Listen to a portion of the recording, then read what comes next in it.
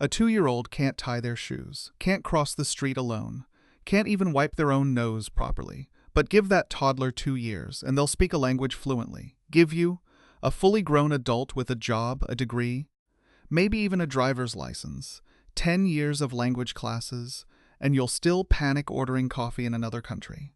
Something doesn't add up. Today I'm going to show you the real reason this happens, not the myth you've been told. Not the excuse that lets you off the hook, the actual uncomfortable truth. And once you hear it, you'll realize something important. You were never bad at learning languages. You were just taught the wrong way. Here's the story everyone repeats. Kids have magic brains. There's a critical period, a biological window that slams shut around puberty. After that, they say, your brain physically can't learn language the same way again. It sounds scientific. It sounds final. And it's only half true. Because here's what breaks that theory completely. Teenagers who move to a new country often become fluent within 2 or 3 years. Some sound completely native. Meanwhile, adults who study a language for 10 years in a classroom, twice a week, still can't hold a real conversation. If age alone decided this, that gap wouldn't exist. So the real explanation isn't just about how old your brain is, it's about what you're actually doing with it. Reason number 1, raw volume. A child isn't studying a language for 30 minutes a day. A child is drowning in language, every waking hour, every single day, for years. By the time a toddler says their first real sentence, they've already absorbed thousands of hours of listening. Thousands. Now compare that to an adult in a language class. 2 hours a week. Maybe some homework. It's not a fair fight. The child isn't smarter. The child just gets 1,000 times more repetition before anyone expects them to perform. Reason number 2, and this one is bigger than people realize.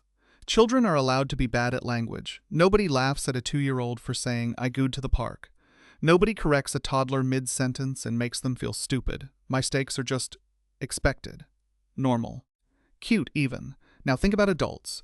You say one wrong word in a foreign language, and your brain screams, everyone just judged you. You sound like an idiot. Just speak English instead.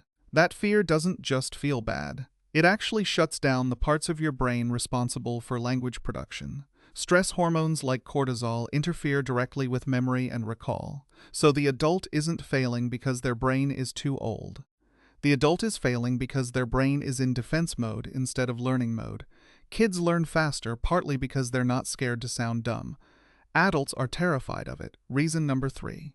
Kids never translate. A child learning the word dog doesn't connect it to another language first. They connect it directly to the actual furry animal in front of them. Word, meaning. Done. But adults, we see a word and we translate it. Perro, okay, that means dog. Okay, dog is that animal. Got it. That's an extra exhausting step every single time. It slows down thinking. It slows down speaking. And it keeps your brain permanently stuck in translation mode instead of thinking mode. Fluency isn't knowing more words. Fluency is skipping the translation step entirely. Reason number 4. Context. When a child learns the word hot, they're not reading it on a flashcard. They're touching something hot, feeling the pain, hearing mom shout the word at the exact same moment. The word gets fused into a real memory, a real emotion, a real moment. That's incredibly powerful for retention.